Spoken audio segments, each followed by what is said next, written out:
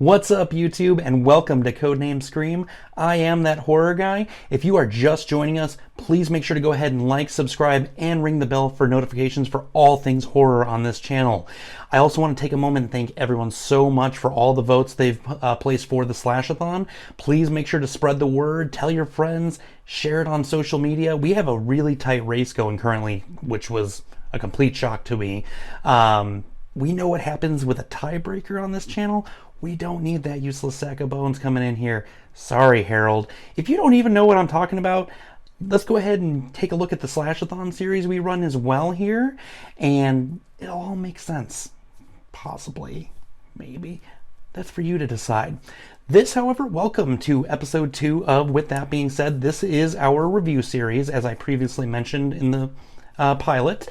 What we're going to do here once a week, just kind of discuss films as a whole. Any submissions you guys send me, we will do those here down the line. To start, because we run the Slashathon, we're going to take the character that we cover for the horror side and cover their films here. So this week we had Freddy Krueger featured as our horror contender. So we're going to take a look at the 1984 original A Nightmare on Elm Street and take a quick peek at the 2010 reboot Nightmare on Elm Street.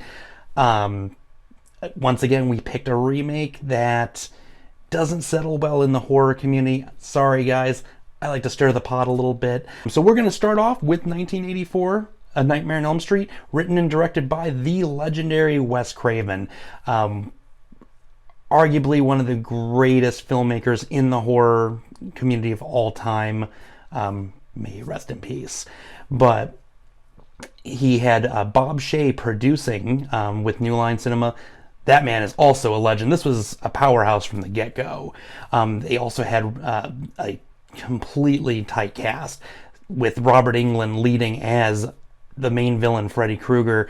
We also introduced Johnny Depp for his first film. We had Heather Langenkamp. We had a horror veteran with John Saxton. You name it, this film had everything going for it in '84. And the thing that I appreciated about it was Freddy was a lot more of a brooding, menacing, really scary character in the original. And later on in the film's franchise, he became kind of a joke and more of a comedian. He always had a one-liner, and the kills were over the top, which was awesome. That was the thing in the 80s, just the more gore and the more over the top you could be, why not? I loved it, and you know what? At the end of the day, the one-liners were a nice touch, but there was something special about the original and even the sequel a little bit, where he was still kind of brooding to a sense. This film, when it was shot for $1.8 million, so a smaller budget compared to today's standards, obviously. When it got released on November 9th, 1984, it did rake in $57 million at the box office total. If you were to adjust that for 2021 inflation, you'd be looking at $142.7 million. So between the two films we're covering today is actually the highest grossing film of the two. So it was obviously a commercial success, and it's a classic. Who doesn't like A Nightmare on Elm Street in the horror community? So we surrounded the film around 4 high school students that are being terrorized in their nightmares by the entity known as Freddy Krueger. Freddy Krueger in the original film was focused on more of being a child killer, and initially when Wes Craven went into making the film, he did want it to be similar to what we did see in 2010, where it was more of a child molester and killer. But in the 80s, there was quite a bit of child molestation crimes on the rise, so it was not, very tasteful for the time. It just wasn't the time for that. When is that ever tasteful, really? But they just couldn't go for it at the time, so they opted to go with a child killer. He killed about 20 kids in the neighborhood, according to Marge Thompson, who is Nancy's mother, who is our final girl, and she's also the main character for this film. They're all being stalked out, and when they die in their dreams, they're dying in real life. It's awesome. the kills in this film. My favorite personally would have to go with the Tina kill 17 minutes into the film, where she is all over the room getting drug across and then slashed and then falls down. And then number 2, obviously, the bloody geyser of Johnny Depp getting sucked into the bed and just... which the amount of fake blood that went into that scene is mind-boggling. But the thing I appreciated about the Tina kill, it wasn't even just necessarily just the fact that it was terrifying. How they went ahead and done it was actually a really fantastic practical effect, where they had a spinning room, more or less, and then they inverted the room, so it made it look like they were upside down when they weren't and everything. Practical effects are still the way to go. I don't care what anyone says. CGI is cool and all, but in horror, practical is the way to go, and how it should always be. But as we discussed in the previous episode when we covered Texas Chainsaw original and Reboot, we did discuss a lot of the similarities and the differences. Unfortunately, there aren't a lot of similarities between the two films. That was done intentionally. The only thing that really stuck out was, in fact, the Tina kill. But in the Reboot, it was focused around Katie. And that one didn't come in until about 29 minutes in, so about 12 minutes difference from the original version of the kill. But as I had mentioned previously, the all-star cast that came out of this was actually Johnny Depp's first film. We brought in, again, Heather Langenkamp playing Nancy Thompson. We had John Saxton playing her dad, who is a classic horror actor. Just an absolutely killer cast, no pun intended, maybe. And just everything about this film had to go, and the score was fantastic. I can't really say much more. It's in my top 5 of all time. Going into the film development side of things, it was based around a lot of LA Times articles in the 70s about the Asian death syndrome phenomenon that was going on. And that was with refugees from Laos, Cambodia, Vietnam that were coming to the U.S., having disturbing nightmares, refusing to sleep, and actually dying in their sleep. So it was touched a little bit there. Also, Wes Craven had a really horrifying experience as a child with a homeless man. And that entire story, you can actually look that up. We're not going to get too far into this here. But it was based off of those two things and inspired by those two things mainly. As for Freddy is concerned, multiple actors prior to Robert Englund were brought up for the role. David Warner was originally cast to play Freddy, but due to scheduling conflicts could not do so. Kane Hodder, who we all know as Jason Voorhees mainly, he actually was brought on to possibly play Freddy.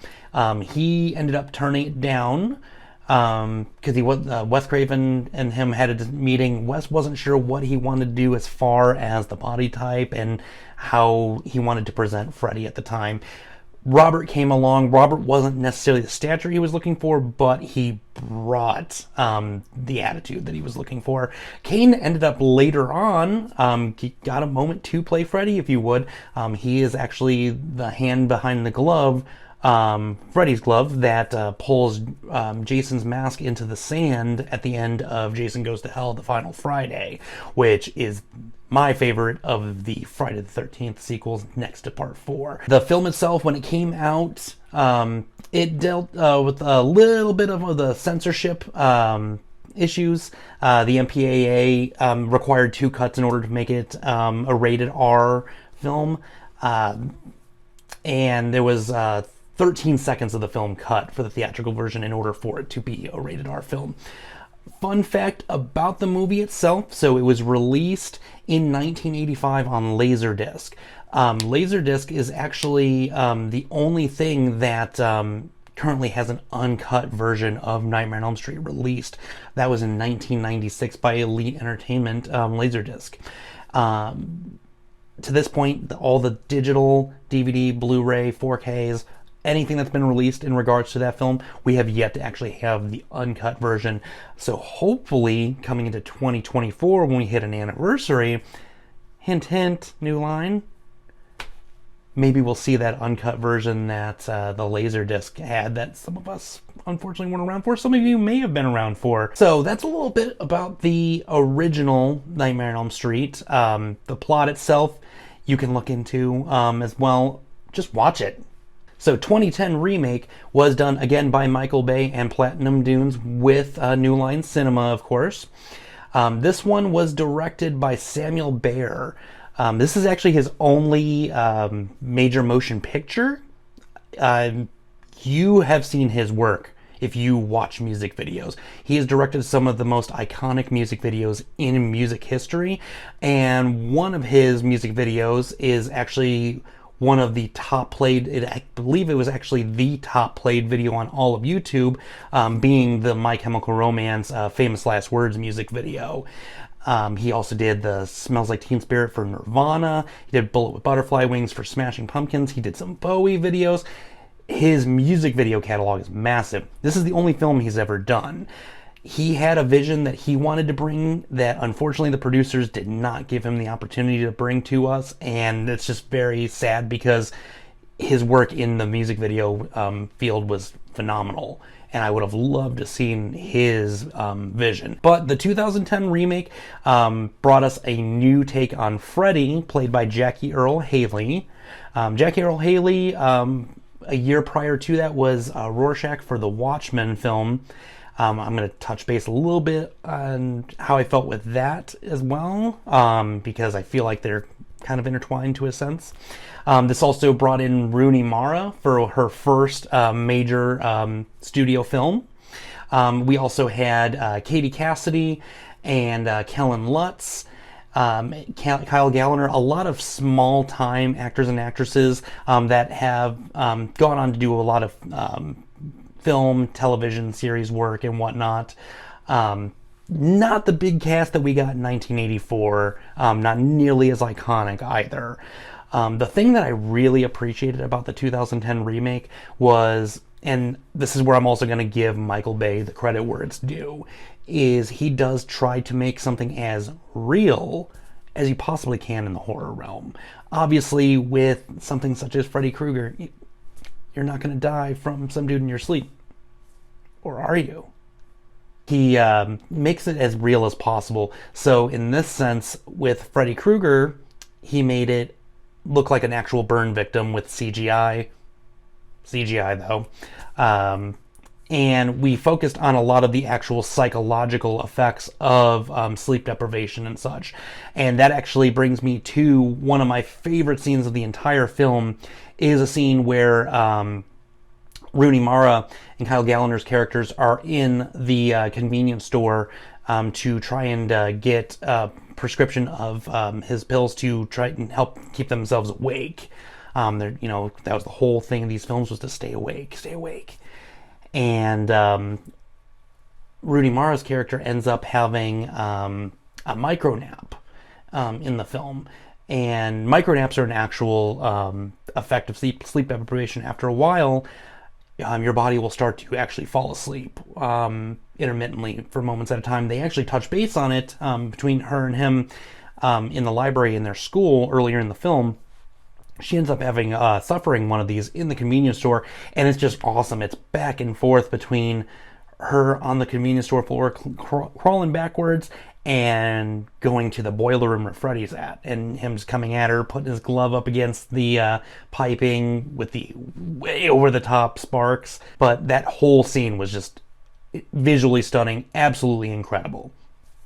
As I previously had stated, there was the one similarity in kill was with the Katie Cassidy character. 29 minutes into the film, still thrown around, still stabbed in the chest with the glove, but this one was not the practical effect that we saw in 84. A little bit more lackluster and a little less frightening. It was focused a lot more on the dream side versus the Tina side. You saw the dream, and then you see her and Rod in in the bedroom and him just watching this happen, not knowing what's going on. And we get that to an extent, but it was just not to the same caliber, not nearly as terrifying. But the remake, before we get any further, that was released April 27th, 2010. It brought in a $115.6 million budget against the $35 million budget it was used to shoot the film. If you were to again adjust for the inflation of 2021, we're looking at $137.9 million. So not a big difference there. Though it was a commercial success for the box office side of things, it had a lot of fan backlash. Nobody liked the take on Freddy they went with the look mainly. The look caused a huge uproar. Robert Englund did give his seal of approval and support for Jackie Earle Haley taking on his role that he had done since '84. He was all for it. And not that Jackie Earle Haley did a bad job by any means. He did bring back, or at least attempted to bring back, that menacing dark side that we saw in the original. But I really feel like his script was just not fair in any way. I felt the script was very poor as a whole. I did enjoy the visuals of the film itself, but as a whole, the how it was written, because the whole way that Platinum Dunes goes about with their remakes is they'll take the franchise as a whole, kind of throw all the films into one and make their own take. Where they were extremely successful with the Friday the 13th remake in 2009, and back in 2003 with Texas Chainsaw Massacre doing the reboot the way they did there. They were so good. Visually stunning. Overall, great films. But go into this one, I feel like we dropped the ball a little bit. Sorry to you guys. So with this film, it was shot in Illinois as opposed to Los Angeles. So that was also kind of cool, you know, being Chicago boy here. I really enjoyed that. When they were shooting the film, some areas I was familiar with were shut down and everything. It was really, that aspect of it was really cool. I will give it that. So Rotten Tomatoes gave this film a 15% rating overall. Completely dismal compared to the Texas Chainsaw Massacre one that we discussed last week with the 37% rating there. So as we mentioned previously, horror fans love the original. As I mentioned at the beginning, when Jackie Earle Haley was brought in, it was a year after he had portrayed Rorschach in the Watchmen film. The thing I did not appreciate about his character, I did talk about how I did appreciate a lot of it.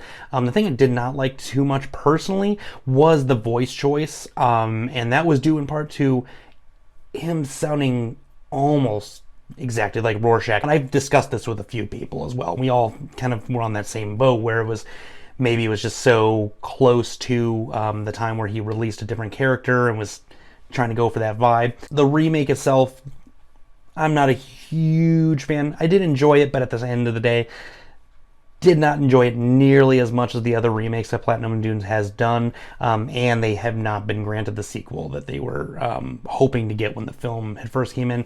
Samuel Bayer did not want anything to do with the sequel come about a week before the film's debut, and he was sought out by Michael Bay himself to do the film. He had already been hit up to do the 2003 Texas Chainsaw Massacre. He was hit up for the 2009 Friday the 13th, and he kept turning it down. We finally got him, though, at least. And maybe we'll see him again later on down the road. But, so, as far as the kill side of things are concerned, both films only have actually 4 kills. There are sources that want to count the actual death of Freddy Krueger's character in the 2010 reboot as a kill. I'm not counting that. You get 4 kills per film. The difference being the timestamps. We get at 17 minutes is our first kill in the original. We get at 29 minutes in the reboot. And then we don't see anything in the original until about 45 minutes in versus 20 minutes after the first one in the reboot. So in the kill side of things, they were on it. They were just cramming down your face. Let's go. Boom. shock factor. Both films had an actually a really great score. Charles Bernstein was the composer for the 1984 original. He's done quite a few horror films. He did Cujo, he did April Fool's Day, he did quite a bit of other ones as well. And then Steve Jablonsky came in and did the score for the 2010 reboot, and he's been, I do believe he's like the sought after one for as far as these reboots are concerned, because his name's been all over other New Line and Platinum Dunes films as a whole. But like I said in the beginning, there's not a lot of similarities and different. There was a lot more differences at the end of the day between the films.